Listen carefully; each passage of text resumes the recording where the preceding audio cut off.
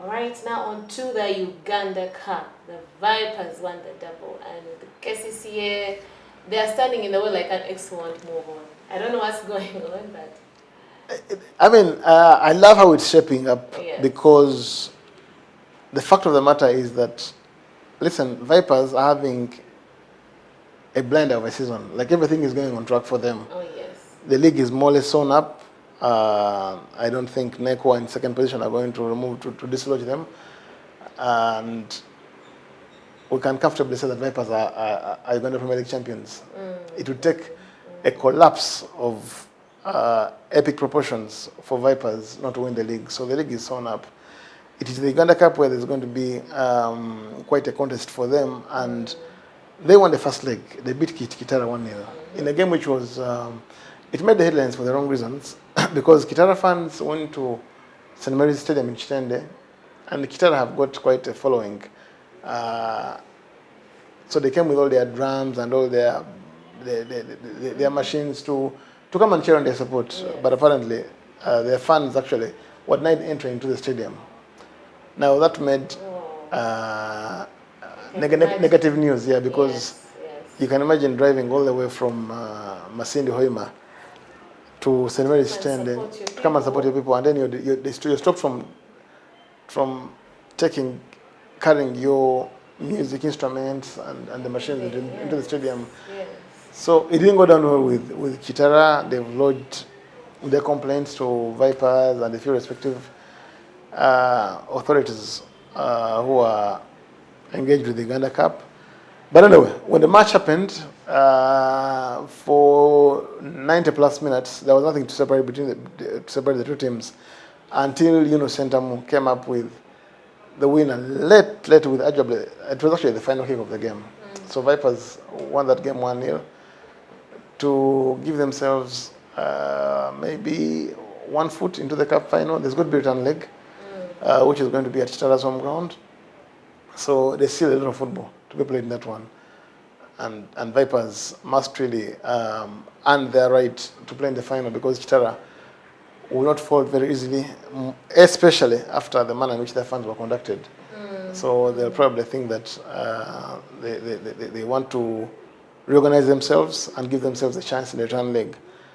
Now, the other semi-final is one which is more or less done because KCCA beat Kataka 3-0. Emmanuel Anyama getting a brace and Ashraf Agume getting the other.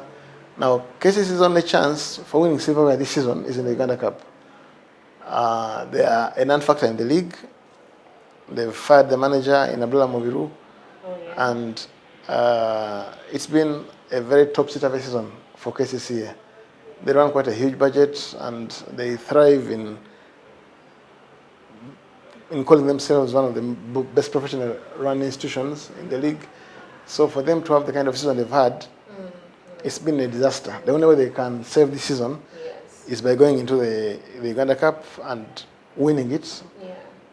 And if they beat Vipers, it will be some kind of redemption for them because the current rivalry in Uganda football is between Vipers and KCC in many ways because both have arguably the biggest stadiums which are privately owned. KCC owns their stadium at Lugogo. St. Mary's Stadium is owned by the club, built by the club's billionaire owner, Dr. Lawrence Mulindwa.